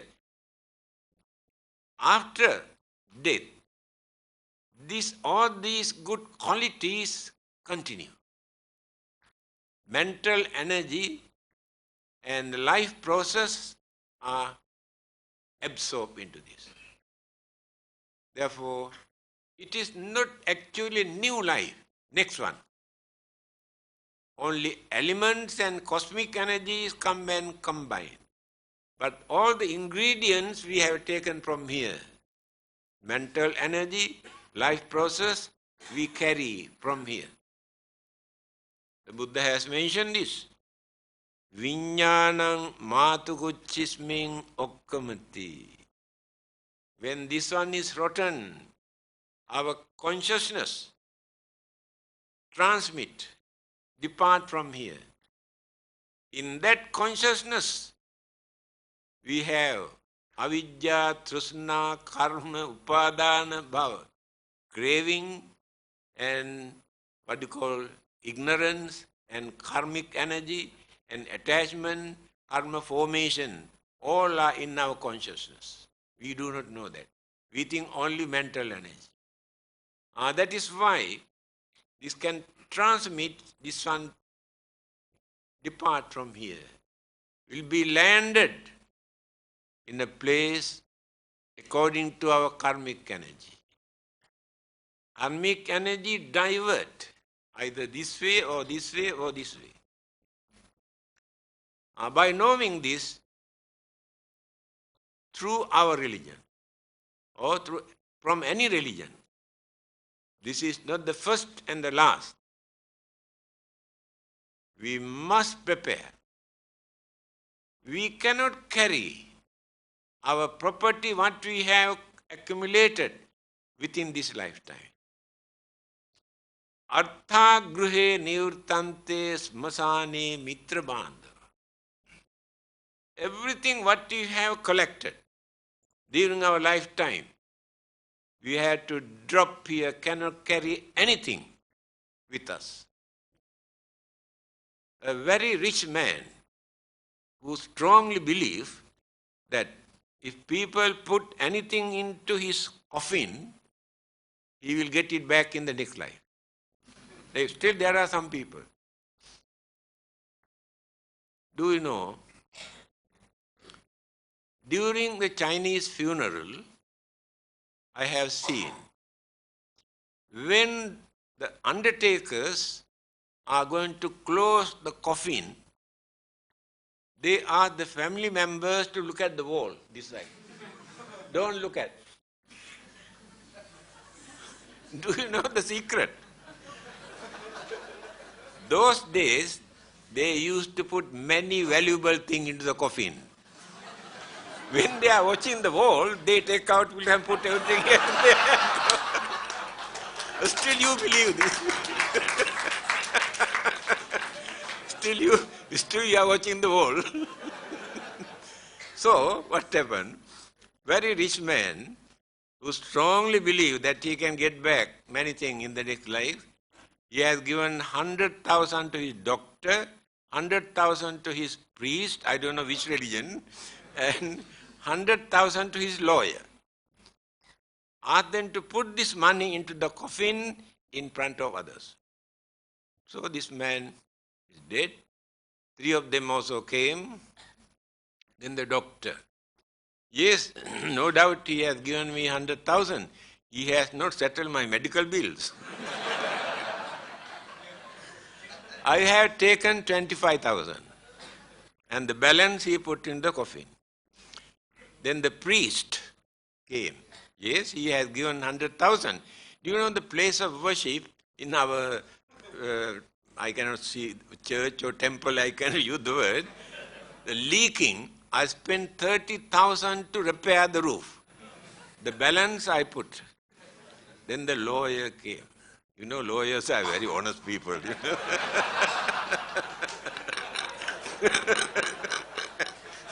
They never bluff me. Lawyer came and scolded both of them. You have disappointed this poor man. Don't worry. I am going to replace what they have spent. And my 100,000 and what they have spent, he issued account pay cash check.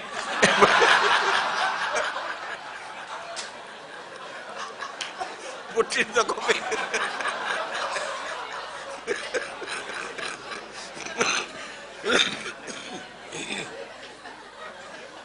And same thing will happen to you also if you believe that you get something hereafter, anything put in the coffin.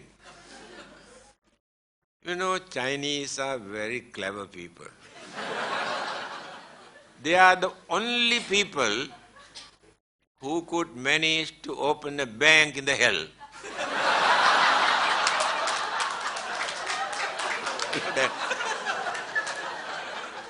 Americans who have landed on the moon still could not open a bank in the hell.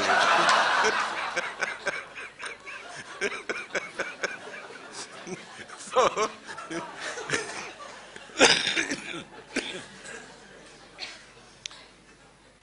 my dear friend, Buddhism is to open our mind to understand. Why Chinese wanted to learn Buddhism? Because more than 5,000 years old culture, philosophy they had in China. Ancient culture, human culture on this earth. During Confucius period, that is only 80 years after the Buddha, Confucius lived. And Lao Tzu 30 years after the Buddha. So they approached Confucius and asked,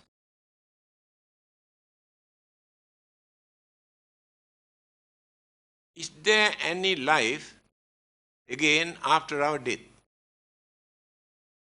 Confucius said, still we have not learned what this life is. How do we know whether there will be another life? So they could not satisfy with that. Another group came and asked, is there anything that we can do for our departed ones?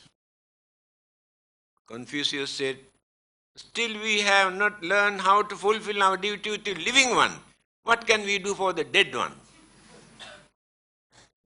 That is why they have decided to go to India. 2000 years ago, they have taken so much of troubles and pains. Do you know the going from China to India at that time, by crossings and rivers and desert and jungles and such a long period. If 50 people started, maybe 20 people reached there, others die on the way. But they had courage. After going there, they studied, they observed very carefully how they practice religion. Because there were 3 religions very active. Hinduism, Jainism and Buddhism. Observe very carefully how they practice these 3 religions. Then they noticed to practice Hinduism or Jainism, they must follow Indian tradition, Indian custom, Indian way of life. Otherwise they cannot practice. But to practice Buddhism, it is not necessary to follow Indian tradition.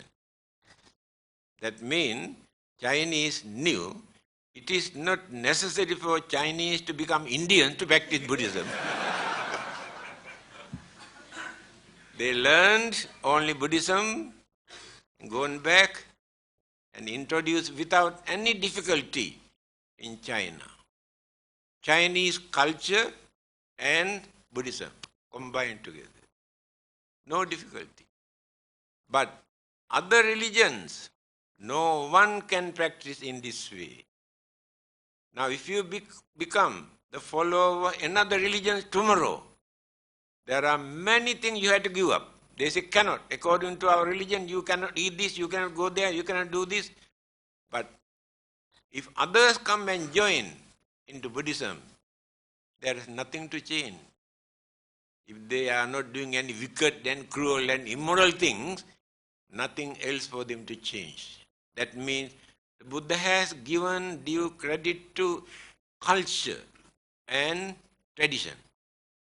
He mentioned in one of his discourses, Kalama Sutra, he said, if your culture and traditions are meaningful, significant, don't think these are age-old tradition. Follow them. If they are meaningless, useless, don't follow them thinking this is our own tradition. This is the advice given by the Buddha. So Chinese, let us take Malaysia. Up to 14th century, here, Malaya, only 2 religions, Buddhism and Hinduism. When the chief of Malacca, I heard he was a Hindu, embraced Islam. After that, the whole country become a Muslim country. Even the name of Buddhism completely disappear from this country. Nearly 500 or 600 years.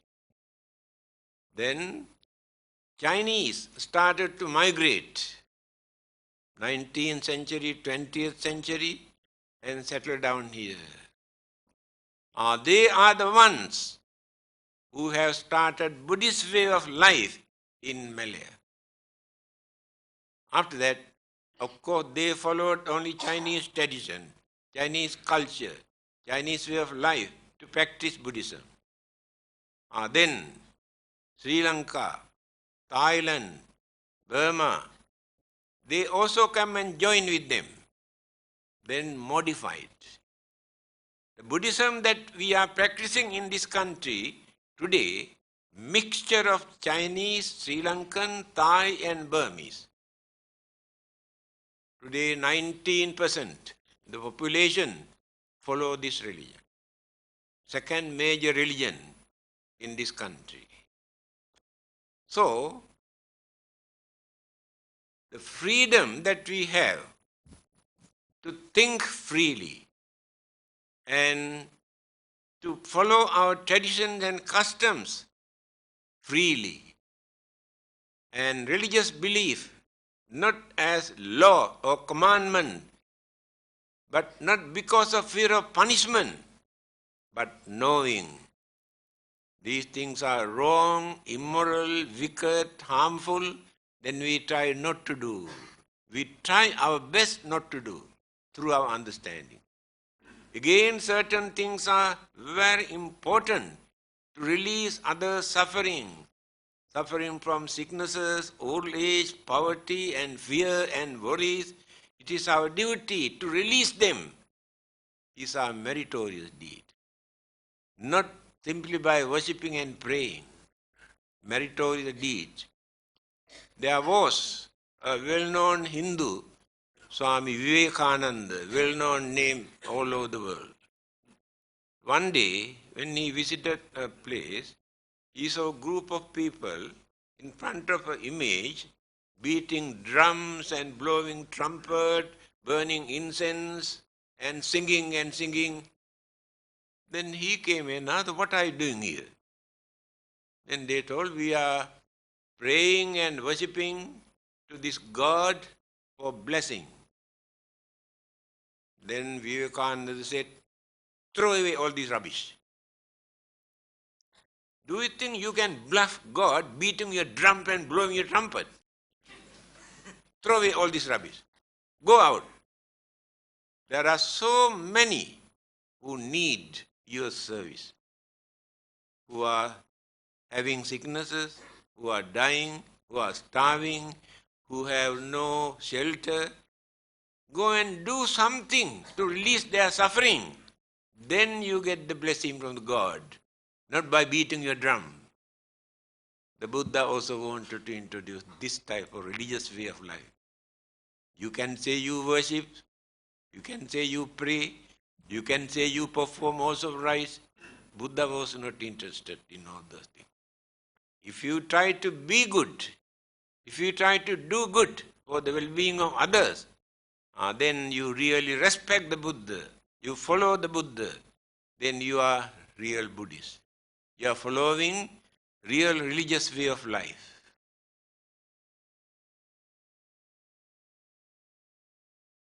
9:10. What time did we start? Good. So why not we allow them to ask some questions? Thank you, Chief Reverend. We shall now open to the floor for questions and answer.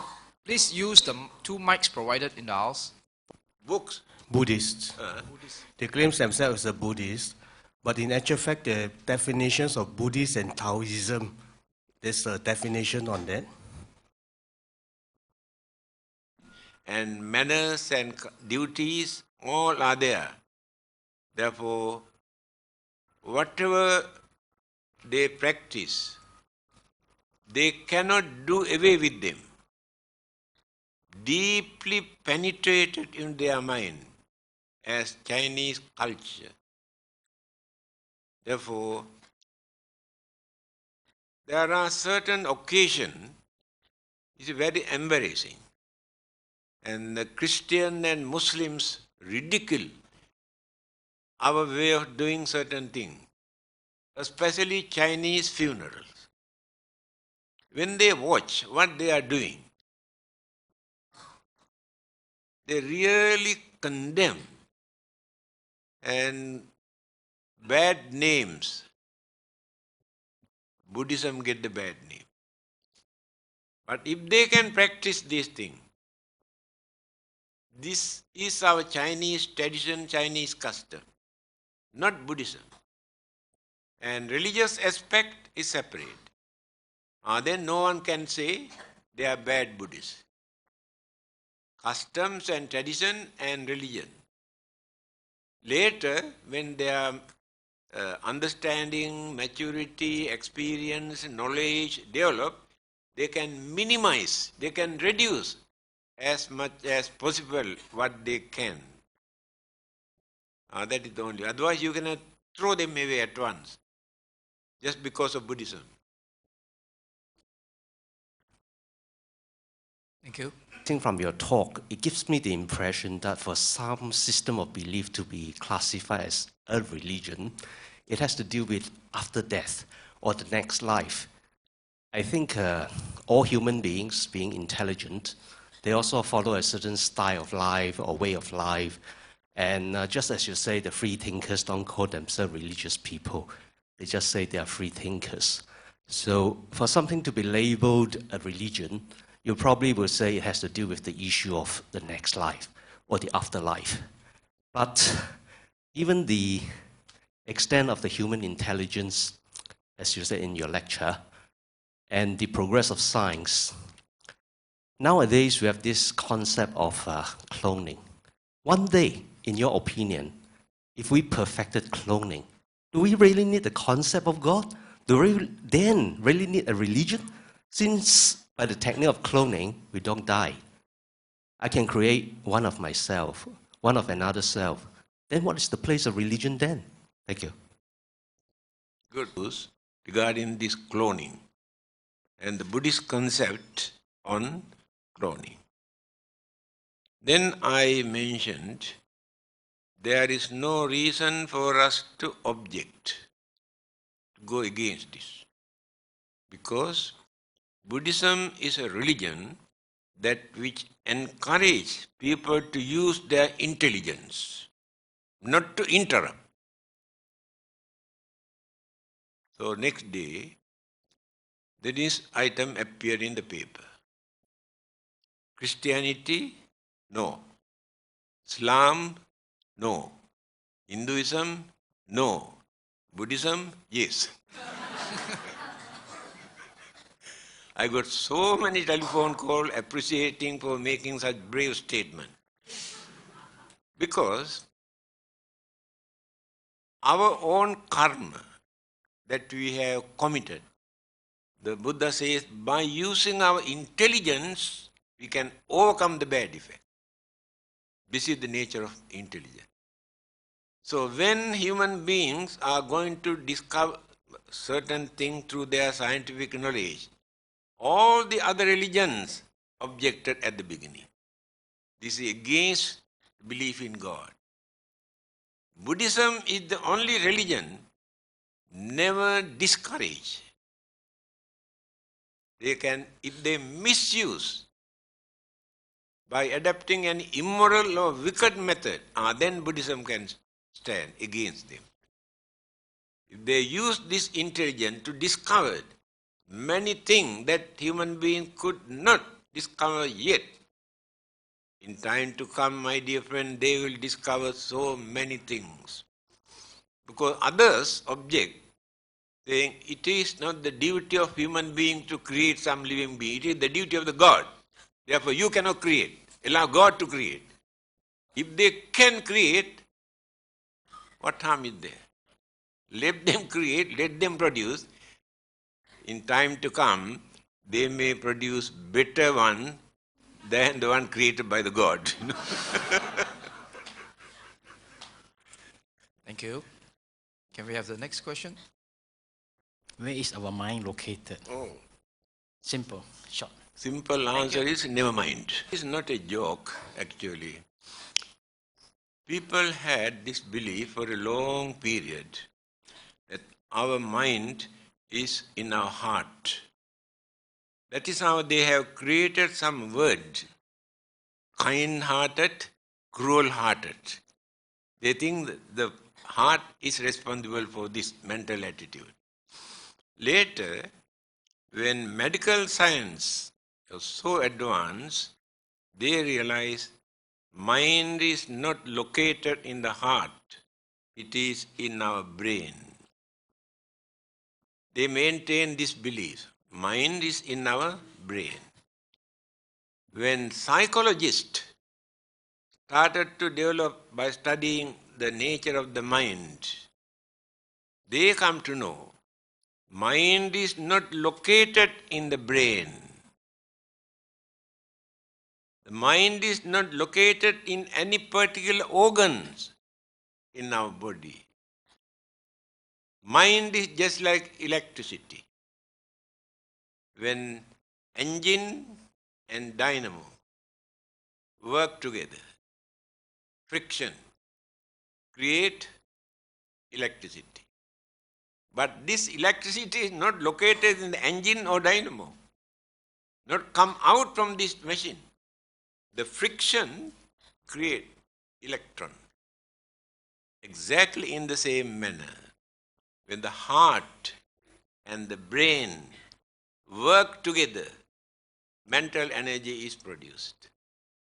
This energy is spread all over the body, not located in any particular area.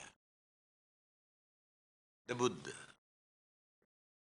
he mentioned about the mind. Durangamang, ekacharang, asarirang, guhasayang. The nature of the mind. Durangamang. There is no any other kind of energy in this world that which can run so rapidly other than the human's mind. We can radiate our mental energy throughout the universe. When lightning strikes, we have no time to see appear, disappear. But the mental energy can run 1,000 times faster than lightning. That's why Buddha says, no any other kind of energy other than the human mind. Durangama. Ekacharang. The mind has no companion. Mind exists alone. Two minds never work together. Husband and wife married about 75 years ago. Still husband does not know the nature of the mind of the wife. Wife doesn't know the nature of the mind of the husband. This is the nature of the mind. No one can understand the nature of the mind. Ekacharang, work alone. Asarirang, that means there's no some sort of formation, visible or tangible formation to say this is mine. It is invisible. Guhasayang, setting in a cave. This is the word they have taken to think. The mind must be in the heart or in the brain. Here the whole body. Mind spread all over our physical body, but produced through the frictions of brain and the heart. Then energy exists. Therefore not located in any particular place. Thank you. That I would like an answer is, we as human beings are all the time trying to do various things for our benefit, for our children's benefit. So as a result, the things we do daily doesn't really meet what the Gautama has preached to us. So for a doctor, though he practices medicine, he carries out abortion. An accountant, though he's honest, not necessarily presenting the facts to a true figure. A politician promises, knowing very well he might not achieve it. A shopkeeper sells goods which he knows are not the right goods. Where do we get ourselves to balance between what we are doing and what we should do so that we can regularize our life? To fix the mind, to create some sort of determination not to do this or to do this. Today we decide, but tomorrow we'll do it again. Changes take place. Environment, temptation, irritations change the mind. That is the uncertainty in our mind until we attain higher stage of sainthood. Below this level, while leading a worldly life, it is very, very difficult for us to maintain, to control this mind, to do only good things and not to do bad things. Most difficult thing.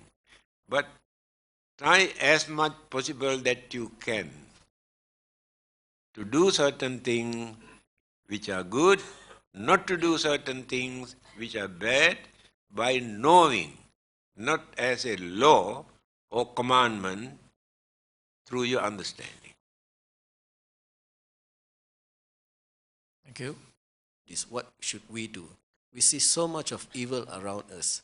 Should we not care about them, do our own, control our own self, do good by ourselves, and not make any effort to take action against the evil that is being done by others? Should we mind our own business? Because as I see, the world is deteriorating rapidly because too many people are minding their own business. And the politicians have become moral masters. They decide what is right and wrong. What should Buddhists do in this case? Thank you. Rang sadhu viharidira. Try your best, as much as possible that you can, to guide others, to correct others within your capacity. If you think it is very difficult for you to do that, then you can keep away from them and lead a life where you can maintain peace and satisfaction. Understand? Try your best as much as possible. If you come to know they are not working, they are not ready to listen, don't bother. Without harming, without criticizing, without condemning, keep away from them and lead a lonely life, maintaining peace and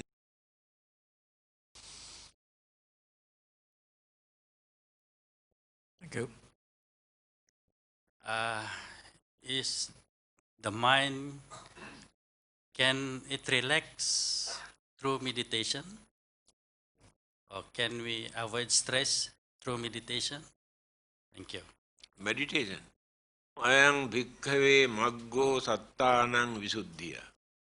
In Satipatthana Sutra, way of mindfulness, the Buddha says, there is only one method in this world that we have to practice, sattanang visuddhiya, to maintain the purity in our mind. Soka paridvanang samatikkamaya, to reduce your worries and fear and suspicions in our mind. Dukkha domanassanang attakamaya, develop the mind to tolerate physical and mental pain and sufferings and disturbances.